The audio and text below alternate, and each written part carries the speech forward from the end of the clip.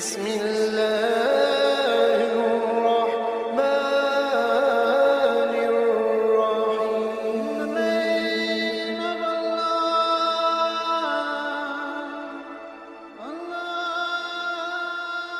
الرحيم. بسم اللہ الرحمن الرحیم. شروع اللہ کے نام سے جو بڑا مہربان اور نہایت رحم والا ہے. حضرت یوسف علیہ السلام اللہ تعالیٰ کے نبی اور حضرت یعقوب علیہ السلام کے چہیتے بیٹے تھے. حضرت یعقوب علیہ السلام کو اللہ تعالیٰ نے 12 بیٹے عطا فرمائے، جن میں 10 بڑے اور 2 چھوٹے تھے. چھوٹے بیٹوں میں ایک حضرت یوسف علیہ السلام اور دوسرے ان کے چھوٹے بھائی بن یامین تھے.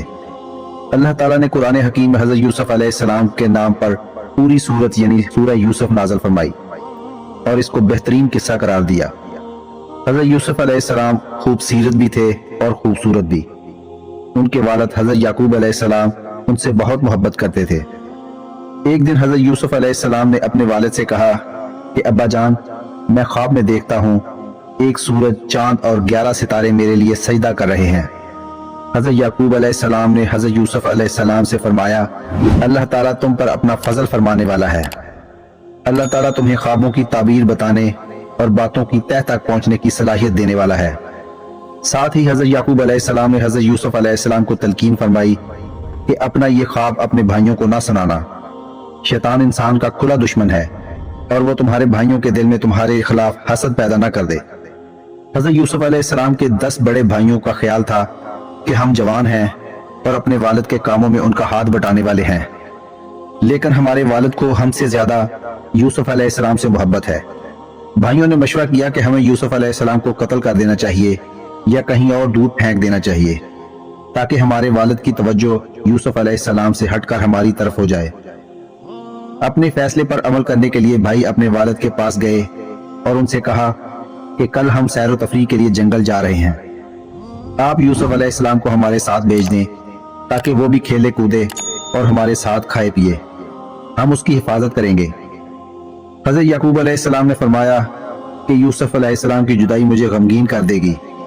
مجھے خوف ہے کہ تم کھیل کود میں لگ جاؤ گے اور اسے بھیڑیا کھا جائے گا. بھائیوں نے کہا کہ ایسا کیسے ہو سکتا ہے؟ ہمارے ہوتے ہوئے بھیڑیا ہمارے بھائی کو کھا جائے جبکہ ہم طاقتور ہیں.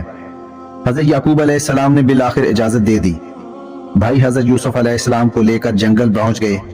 بڑے بھائی یہودا نے سب کو مشورہ دیا کہ یوسف علیہ السلام کو قتل نہ کرو بلکہ انہیں ایک گہرے کنویں میں ڈال دو. لہٰذا انہوں نے اس پر عمل کرتے ہوئے جنگل بیابان میں حضرت یوسف علیہ السلام کو ایک گہرے کنویں میں ڈال دیا اور گھر واپس آ گئے. اسی وقت اللہ تعالیٰ نے حضرت یوسف علیہ السلام کے دل میں یہ بات ڈال دی کہ ایک وقت آئے گا کہ آپ ان کے اس سلوک سے انہیں آگاہ کریں گے. حضرت یوسف علیہ السلام کے بھائی رات کے وقت حضرت یعقوب علیہ السلام کے پاس روتے ہوئے پہنچے.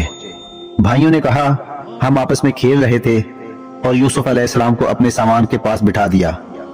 اسے ایک بھیڑیے نے کھا لیا. بھائی حضرت یوسف علیہ السلام کی قمیض پر جھوٹا خون لگا لائے. انہوں نے حضرت یوسف علیہ السلام کی قمیض کو ثبوت کے طور پر حضرت یعقوب علیہ السلام کے سامنے پیش کر دیا.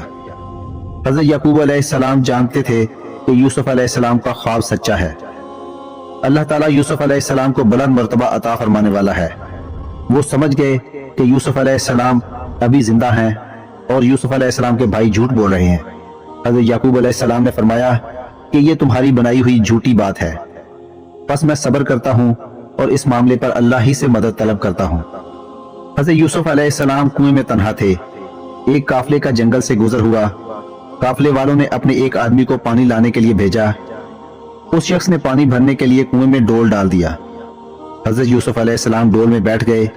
اس شخص نے جب ڈول اوپر کھینچا تو ایک خوبصورت لڑکے کو دیکھ کر حیران رہ گیا. وہ خوشی سے پکارنے لگا کہ یہ تو نہایت خوبصورت لڑکا ہے. قافلے والوں نے حضرت یوسف علیہ السلام کو فروخت کرنے کے لیے چھپا لیا.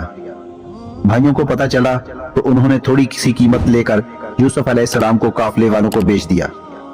قافلے والے حضرت یوسف علیہ السلام کو مصر لے گئے. عزیز مصر نے حضرت یوسف علیہ السلام کو مہنگی قیمت میں خریدا. عزیز مصر نے اپنی بیوی زلیخا سے کہا کہ یوسف علیہ السلام کو عزت و اکرام سے رکھو، شاید کہ یہ ہمیں فائدہ پہنچائے یا ہم اسے اپنا بیٹا بنا لیں.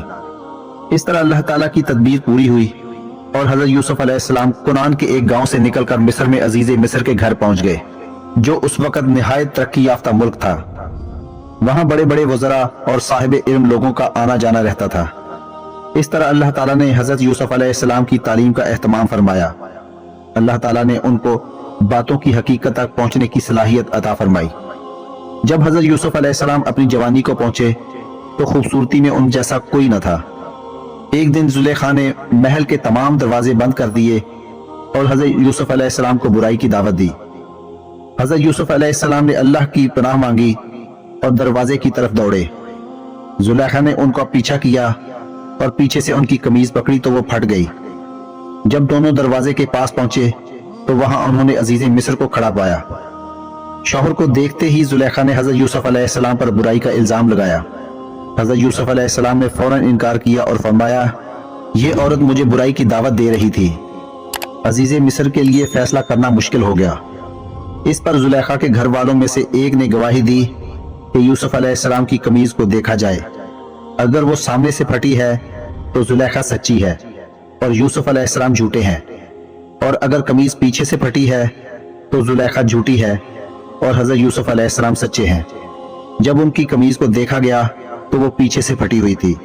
इस पर अजीज मिस्र ने जुलेखा को डांटा और कहा, तुम ही गुनाहगार हो, लिहाजा अपने गुनाह की माफी मांगो।